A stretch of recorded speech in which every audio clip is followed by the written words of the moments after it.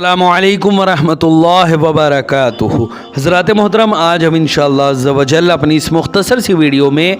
खैर व बरकत की जो मजलिसें होती हैं, जैसे कि मिलाद शरीफ, रजबी शरीफ, 11वीं शरीफ या सीरत पाक के जो अजलास होते हैं, या इसी तरह हल्क़े ज़िक्र जो ज़िक्र की महफ़िलें होती हैं, या बुज़ुर्गान दीन के जो उर्स वग़ैरह होते हैं या जलसे वग़ैरह जो होते हैं, इन तमाम बातों के बारे में जानेंगे कि आखिर इनकी जो बरकतें होती हैं वो क्या क्या होती हैं। और तमाम बातों के बारे में आज हम इंशाअल्लाह अज़्ज़ा व जल, और आखिर इनका शरीयत में क्या हुक्म है, क्या ये जायज़ हैं या नहीं, इन तमाम बातों के बारे में आज हम अपनी इस मुख्तसर सी वीडियो में जानेंगे। वीडियो पसंद आए तो वीडियो को लाइक करें, शेयर करें, और अगर हमारे मोहम्मदी चैनल पर नए आए हों तो इसे ज़रूर सब्सक्राइब करके बेल आइकन को भी ज़रूर दबाएं, ताकि इस तरह की तमाम इन्फॉर्मेटिव वीडियोज़ आप तक ज़रूर पहुँचे। आपसे गुजारिश है कि हमारे चैनल पर जितनी भी वीडियोज़ हैं आप ख़ुद भी देखें, अपने दोस्तों, अहबाब, रिश्तेदार और मिलने जुलने वालों को भी शेयर करें, ताकि ज़्यादा से ज़्यादा लोगों तक अल्लाह और रसूल का पैगाम पहुँचे और सवाब जारिया की सूरत में क़यामत तक आपको इसका सवाब मिलता रहे। हज़रात मोहतरम, मुसलमानों की वो मजलिसें जिनके बारे में हुज़ूर रसूल अकरम सल्लल्लाहु अलैहि वसल्लम ने फरमाया है कि उन मजलिसों में रहमत के फरिश्ते उतरते हैं और रहमतों और बरकतों का नुज़ूल होता है, उन मुबारक मजलिसों में से चंद ये है जिनमें मुसलमानों का हाजिर होना सआदत और बाइसे खैर व बरकत और अजर व सवाब की दौलत से माला माल होने का यकीनन ज़रिया है। हज़रात मोहतरम, जिनमें सबसे पहली जो महफ़िल है वो है महफ़िल मिलाद शरीफ, यानी मिलाद शरीफ। इस मजलिस में हुजूर रसूल अकरम सल्लल्लाहु अलैहि वसल्लम की विलादत बासआदत का बयान और उसी के ज़िम्ने में हुजूर अलैहिस्सलाम के फ़ज़ाइल व मोजज़ात और आपकी सीरत मुबारका और आपके मुक़द्दस ज़िंदगी के हालात का ज़िक्र जमील होता है। इन चीज़ों का जिक्र जो है वो कुरान मजीद में है और हदीसों में भी बकसरत इन बातों का जिक्र है। अगर मुसलमान अपनी महफिल में उन मुक़द्दस मज़ामीन को बयान करे, बल्कि ख़ास उन बातों के बयान करने के लिए महफिल मुनाकिद करे, तो उसके नाजायज़ होने को भला कौन सी वजह हो सकती है। बिला शक व शुबहा यकीनन ये मजलिसे जायज़ बल्कि मुस्तहब और बाइसे अजर व सवाब है। ख्वाह वो मिलाद शरीफ हो या रजबी शरीफ, जो 26-27 रजब को मेराज शरीफ के बयान करने के लिए जो जलसा मुनाकिद किया जाता है उस वक्त जो होता है, या 11वीं शरीफ हो या उर्स वग़ैरह जो बाज़ाब्ता मनाया जाता है, यकीनन ये सभी के सभी जायज़ बल्कि मुस्तहब हैं और बाइसे अजर व सवाब है। हज़रात मोहतरम, इस मजलिस के लिए लोगों को बुलाना और शरीक करना यकीनन एक खैर की तरफ बुलाना है जो सवाब का काम है। जिस तरह वाज़ और जलसों के ऐलान किए जाते हैं और तारीख़ मुकर्रर करके इश्तिहार छापे जाते हैं और ऐलान करके लोगों को दावत दी जाती है और उन बातों की वजह से वो वाज़ और जलसे नाजायज़ नहीं होते, इसी तरह मिलाद शरीफ के लिए बुलावा देने से उस मजलिस को नाजायज़ और बिदात नहीं कहा जा सकता। हज़रात मोहतरम, इसी तरह मिलाद शरीफ में शीरीनी बांटना भी जायज़ है। मिठाई बांटना मुसलमानों के साथ एक नेक सलूक और एहसान करना है। जब मिलाद शरीफ की महफिल जायज़ है तो मिठाई बांटना जो एक जायज़ और नेक काम है, उस महफिल को नाजायज़ नहीं कह सकते। मिलाद शरीफ की महफिल के बारे में अब आप बहुत बड़ा मसला सुन लें। देखिए, हराम किसी भी चीज़ के लिए अशिया में एक मैं आपको उसूल अब आपको बताऊं, जो मेरे मोहम्मदी चैनल के जितने भी मुअज़्ज़ज़ मेरे नाज़रीन हैं उनके जहन में एक मैं उसूल पेश करना चाहता हूं उनके सामने। वो ये है कि अशिया में असल जो है वो हिल्लत है, इबाहत है, यानी किसी भी चीज़, कोई भी चीज़ हो वो असल में जायज़ होती है। अगर हराम और नाजायज़ होना है, अगर उसके बारे में हराम और नाजायज़ का मामला जानना है तो उसके लिए कुरान की कोई आयत होना ज़रूरी है या सही अहादीस के ज़रिए उसकी हुर्मत साबित हो, तभी हम तो उसको जानेंगे कि यह हराम है। और अगर ये तमाम मामलात ना हो और ना ही उसमें कोई ऐसी शय पाई जाए जो हराम की जानिब ले जाए या ایسے معاملات کی جانب لے جائے جو حرام ہے، خواہ وہ محفل میلاد ہو، اس میں حضور صلی اللہ علیہ وسلم کی شان بیان کی جاتی ہے۔ کون اندھا ایسا ہے جو کہہ رہا ہے محفل میلاد شریف حرام ہے اور بدعت ہے؟ اس کو وہ سامنے لاؤ، میں بتاؤں گا کہ جس کے سبب سے اللہ رب العزت نے اس 18,000 عالم کو پیدا کیا، اسی رسول کی پیدائش پر اگر کوئی خوشی مناتا ہے تو وہ اس کو حرام کہہ رہا ہے۔ وہ اپنے بارے میں جا کے سوچے کہ وہ اس کی پیدائش کیسی ہے اور کون ہے وہ جو حضور کے پیدائش کی محفل کے بارے میں حرام ہونے کا قول کرتا ہے۔ حضرات محترم، اس طرح کی جتنی بھی محفلیں ہیں، اگر خواہ وہ میلاد شریف ہو، رجبی شریف ہو، رجبی شریف میں حضور صلی اللہ علیہ وسلم کی معراج کے بارے میں وہ محفلیں منائی جاتی ہیں، اسی طرح 11ویں شریف میں حضرت غوث پاک رضی اللہ تعالیٰ عنہ کی شان میں وہ محفل منائی جاتی ہے۔ یہ تمام کے تمام محفلیں بلا شک و شبہ جائز ہے۔ اگر کوئی ان کو یہ کہتا ہے کہ یہ حرام ہے اور بدعت ہے تو لائے قرآن و حدیث سے کوئی ثبوت اور یہ پیش کرے کہ اللہ کے نبی نے منع کیا ہے، اللہ کے نبی نے میلاد شریف کرنے سے منع کیا ہے، اللہ کے نبی نے ان کاموں سے منع کیا ہے، تو کوئی دلیل لے کر آئے، قرآن سے لے کر آئے، صحیح احادیث سے لے کر آئے، اور یہ نہ پیش کرے کہ حضور کے زمانے میں ایسا نہیں تھا، صحابہ نے ایسا نہیں کیا۔ یہ دلیلیں نہیں، صحابہ نے جہاں منع کیا ہو یہ دلیل تم لے کر آؤ، نبی نے جہاں منع کیا ہو یہ دلیل تم لے کر آؤ۔ اور اولیاء کرام نے جو غوث پاک کے بعد آئے ہیں، ان لوگوں نے بھی حضور کی میلاد، یا غوث پاک سے پہلے جو رہے ہیں ان سبھی لوگوں نے حضور کی میلاد اور حضور کے آج تک کے دور میں سارے اولیاء کرام نے جو رجبی شریف یعنی معراج کے دوران وہ محفل منعقد کرتے ہیں یا 11ویں شریف کو، وہ تمام کے تمام بزرگان دین نے ان تمام چیزوں کو جائز قرار دیا تھا۔ اگر ان کا یہ کہنا ہے جو 200 سال 150 سال پیداوار ہے عرب کے، اگر ان کا یہ کہنا ہے کہ یہ چیزیں حرام اور بدعت ہیں تو لاؤ ثبوت قرآن سے، لاؤ ثبوت صحیح احادیث سے کہ نبی نے ان تمام چیزوں سے منع کیا ہے، صحابہ نے منع کیا ہے، لاؤ ثبوت قرآن سے۔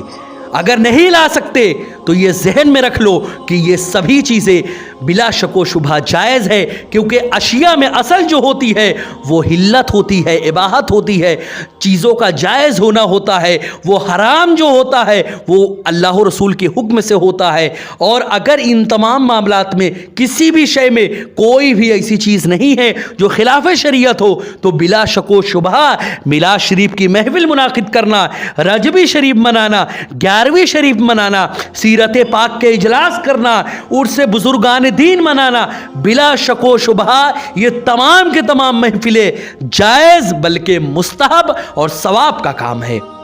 حضرات محترم، اسی طرح حضرات محترم میلاد شریف کی مجلس میں ذکر ولادت کے وقت کھڑے ہو کر صلاۃ و سلام پڑھتے ہیں۔ عرب و عجم کے بڑے بڑے علماء کرام اور مفتیان اعظام نے اس قیام اور صلاۃ و سلام کو مستحب فرمایا ہے، اس لیے کھڑے ہو کر سلام پڑھنا یقیناً جائز اور ثواب کا کام ہے۔ بعض اکابر اولیاء کو میلاد شریف کی مجلس پاک میں حضور رسول اکرم صلی اللہ علیہ وسلم کی زیارت کا شرف بھی حاصل ہوا ہے کہ حضور صلی اللہ علیہ وسلم خود ایسی محفلوں میں حاضر ہوتے ہیں۔ اگرچہ یہ نہیں کہا جا سکتا کہ حضور صلی اللہ علیہ وسلم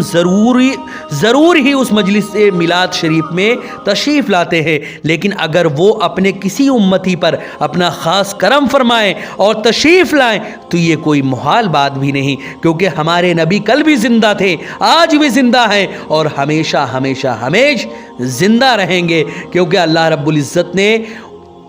العزت کا معاملہ ایسا ہے کہ نبیوں کو موت فقط ایسی آتی ہے کہ ان کو ایک نئی زندگی ملتی ہے، وہ اس دنیا سے صرف پردہ کرتے ہیں، لیکن پہلی کی زندگی سے زیادہ قوی زندگی ان کے پردہ فرمانے کے بعد والی زندگی ہوتی ہے۔ پہلے جیسے وہ لوگوں کی مدد اور اعانت کرتے ہیں، پردہ کے بعد اور زیادہ وہ لوگوں کی مدد اور اعانت کرتے ہیں۔ یہ دونوں ہی صورت میں یہ انبیاء کرام زندہ ہیں اور ان کے صدقے میں اولیاء کرام بھی زندہ ہیں، جن کو مردہ کہنے والے حقیقت میں خود مردہ ہیں، اور وہ جا کے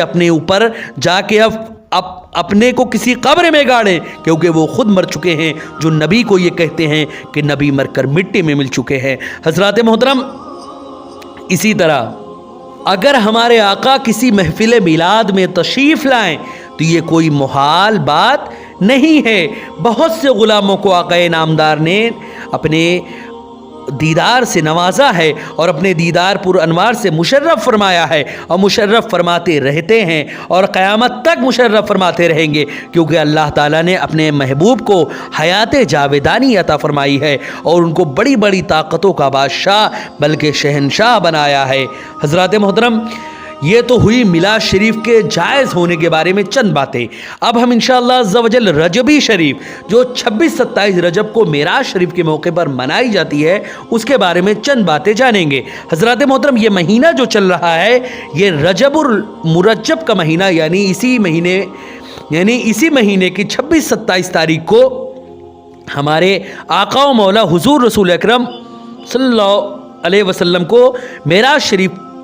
کے شرف سے نوازا گیا تھا۔ 26-27 رجب کو معراج شریف کا بیان کرنے کے لیے جو جلسہ کیا جاتا ہے اسی کو رجبی شریف کی مجلس کہتے ہیں۔ میلاد شریف کی طرح یہ بھی بہت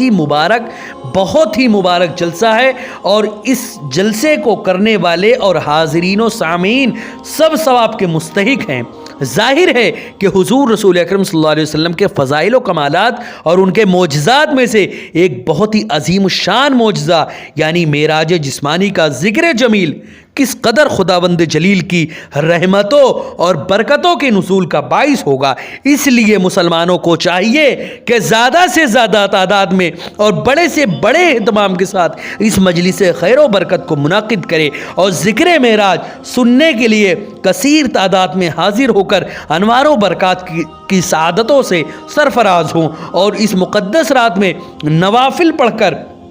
اور صدقات خیرات کر کے ثواب دارین کی دولت سے مالا مال ہو۔ حضرات محترم، اسی طرح تیسری جو محفل ہے وہ 11ویں شریف کی محفل ہوا کرتی ہے۔ حضرات محترم، 11 اور 12 ربیع الاخر کو حضرت غوث اعظم سیدنا شیخ عبد الجیلانی رحمۃ اللہ علیہ کے فضائل و مناقب اور آپ کے کرامات کو بیان کرنے کے لیے یہ جلسہ منعقد کیا جاتا ہے۔ حدیث شریف میں ہے کہ صالحین کے ذکر کے وقت رحمتوں اور برکتوں کا نزول ہوا کرتا ہے، لہٰذا یہ جلسے بھی جائز اور بہت ہی بابرکت ہیں، اور بلا شبہ یہ سبھی مجلسیں کو اٹینڈ کرنا اور ان کو منعقد کرنا یہ سبھی کام ثواب کے کام ہیں۔ حضرات محترم، ان جلسوں میں حضور رسول اکرم صلی اللہ علیہ وسلم کے فضائل اور آپ کی مقدس سیرت اور اتباع سنت و شریعت اور محبت رسول کا بیان ہوا کرتا ہے۔ میلاد شریف کی طرح یہ جلسے، یعنی جو آپ لوگوں نے دیکھا ہوگا جلسے منعقد کیے جاتے ہیں، فلاں جلسہ فلاں مقام پہ آج جلسہ ہے، ایسے آپ نے پوسٹر میں بھی دیکھے ہوں گے، یہ جلسے جو منعقد کیے جاتے ہیں ان جلسوں میں حضور رسول اکرم صلی اللہ علیہ وسلم کے فضائل اور آپ کے مقدس سیرت اور اتباع سنت و شریعت اور محبت رسول کا بیان ہوا کرتا ہے۔ میلاد شریف کی طرح یہ جلسے بھی بہت مبارک اور خیر و برکت والے ہیں، اور اہل جلسہ و حاضرین سبھی کے سبھی ثواب بھی پاتے ہیں۔ حضرات محترم، اتنا ہی نہیں، اسی طرح ذکر و اذکار کی محفلیں جو منعقد کی جاتی ہیں بلا شک و شبہ یہ بھی جائز ہیں۔ صوفیاء کرام اہل طریقت جمع ہو کر اور حلقہ بنا کر کلمہ طیبہ اور اللہ کا ذکر کرتے ہیں، اور پھر شجرہ شریفہ پڑھ کر پیرانے کبار کو ثواب پہنچاتے ہیں۔ ان حلقوں کی فضیلت اور عظمت کا آخر کیا کہنا، ان ذکر کے حلقوں کو حدیث میں جنت کا باغ بھی کہا گیا ہے۔ اسی طرح دوسرے صحابہ کرام اور اولیاء اعظام کے تذکروں کو مجلسیں منعقد کرنا بھی جائز ہے، مگر یہ ضروری ہے کہ ان سب مجلسوں میں روایت صحیحہ ہی بیان کیے جائیں، غیر ذمہ دار لوگ نہ واعظ کہلایا جائے نہ غلط روایتوں کو بیان کیا جائے، ورنہ ثواب کی جگہ عذاب کے سوا اور کچھ بھی نہیں ملے گا۔ حضرات محترم، یہ بات ہمیشہ ذہن نشی رکھے کہ تقریر کا معاملہ جو ہے، جو بیان کا جو معاملہ ہے، اس کے کچھ شرائط ہوتے ہیں۔ سب سے پہلی چیز تو آپ خود فرائض جو علم ہے وہ آپ کو خود ہونا چاہیے۔ دوسری چیز، آپ انہی سب باتوں کو بیان کریں جن کے بارے میں آپ کو خود پتہ ہو اور آپ بیان کرنے کی لیاقت رکھتے ہوں، ورنہ خود تو آپ بیان کرنے کے وقت، کیونکہ کسی چیز کو جاننا اور ہوتا ہے، کسی چیز کو بیان کرنا اور ہوتا ہے، یہ دونوں باتیں الگ الگ ہیں۔ تو آپ کسی چیز کو جانتے ہیں یہ اچھی بات ہے، لیکن کسی چیز کو اچھے سے بیان کر لیں یہ کوئی ضروری نہیں ہے۔ اسی لیے جب تک آپ کے اندر یہ لیاقت پیدا نہ ہو کہ آپ اس کو بطریق احسن کسی کو بیان کر سکے، تب تک ان چیزوں کو کسی کو بھی بیان نہ کریں۔ اسی طرح محفلوں میں جو بھی باتیں بیان کی جائے، جلسے میں یا صوفیاء کرام کی محفلوں میں، ان تمام باتوں کا کسی نہ کسی کہیں نہ کہیں سے وہ روایاتیں صحیحہ ہوں یا ان کا کہیں نہ کہیں سے حدیث جو بھی باتیں بیان کی جائے وہ موضوعات سے ان کا کوئی بھی تعلق نہ ہو، وہ سبھی کے سبھی بالکل شریعت اور روایات کے مطابق ہو، اور کہیں سے بھی ان کا ایسا نہیں کہ ایسی بس من گڑھنت باتیں ہیں بس بیان کی جا رہی ہیں۔ تو اس طرح کی کچھ روایات ملتی ہیں تو ان باتوں کو محفلوں میں ہرگز بیان نہ کیا جائے۔ ایک واقعہ جس کو میں نے خود اس واقعہ کو پڑھا تھا، مجھے اس وقت چونکہ مجھے ان کے بارے میں پتا تھا تو میں نے اس بات کو پکڑا۔ ایک کتاب میں لکھا ہوا تھا، وہ کتاب میں یہ لکھا ہوا تھا کہ امام شافعی جو ہے امام اعظم کے پاس درس حاصل کرتے تھے، اور ایک عرصے دراز تک ان کے پاس وہ درس حاصل کرتے رہے۔ جب ان کا انتقال ہوا تو امام شافعی بہت روئے۔ امام اعظم کا جب انتقال ہوا تو امام شافعی بہت روئے اور کہیں کہ مولا ان کی قبر سے میرا جو ہے رابطہ کرا دے تاکہ میں ان سے علم حاصل کرتا رہوں۔ اور پھر امام اعظم کی قبر سے امام شافعی کے جو معاملہ ہے وہ جاری ہو گیا اور امام شافعی برابر ان سے علم حاصل کرتے رہے۔ یہ نہایت ہی جھوٹی اور من گڑھت باتیں ہیں، کیونکہ امام اعظم کی پیدائش جو ہے وہ 80 ہجری کی ہے اور ان کی جو وفات ہے وہ 150 ہجری میں ہے، اور امام شافعی یعنی جس سال امام اعظم کا انتقال ہوا اسی سال امام شافعی پیدا ہوئے۔ تو اب سوچیں آپ کہ کہاں سے درس حاصل کرنا اور کہاں سے ان کی قبر سے معاملہ، یہ کتنا من گھڑت باتیں ہیں، سوچیں آپ۔ اسی طرح کے بہت سارے واقعات عوام میں مشہور ہیں، کیونکہ وہ کم پڑھے لکھے لوگ جو بازار میں اپنے آپ کو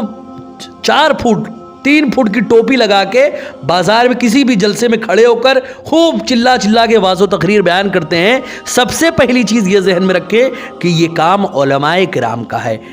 علماء کرام کا ہے یہ کام، اپنے اندر وہ علم لاؤ، اور اگر علم نہیں ہے تو تم اپنے کام کو کرو۔ یہ کام علماء کرام کا، علماء کرام کو بلاؤ وہاں پہ، وہ تم کو واضح و نصیحت کرے۔ اور ان علماء کرام کو یہ میں ضرور کہنا چاہوں گا کہ جو علماء کرام نصیحت کرے یا واز کرے وہ اپنی محفلوں میں اپنے جلسوں میں ایسے ہی واقعات بیان کرے جو صحیح سند کے ساتھ ثابت ہو۔ حضرات محترم، اسی طرح بزرگان دین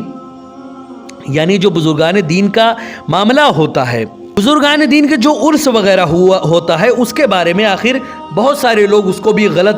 سلط اور اس طرح کے بہت سارے معاملات سے اس کو تعبیر کرتے رہتے ہیں۔ حضرات محترم، بزرگان دین اور علماء و صالحین کہ وصال کی تاریخوں میں ان کے مزاروں پر حاضرین کا اجتماع، جس میں قرآن مجید کی تلاوت اور میلاد شریف، نعت خوانی اور واعظ ہوتا ہے۔ ان بزرگ کے حالات زندگی بیان کیے جاتے ہیں، پھر فاتحہ و احسال ثواب کیا جاتا ہے۔ یہ جائز ہے۔ رسول اکرم صلی اللہ علیہ وسلم بھی ہر سال کے اول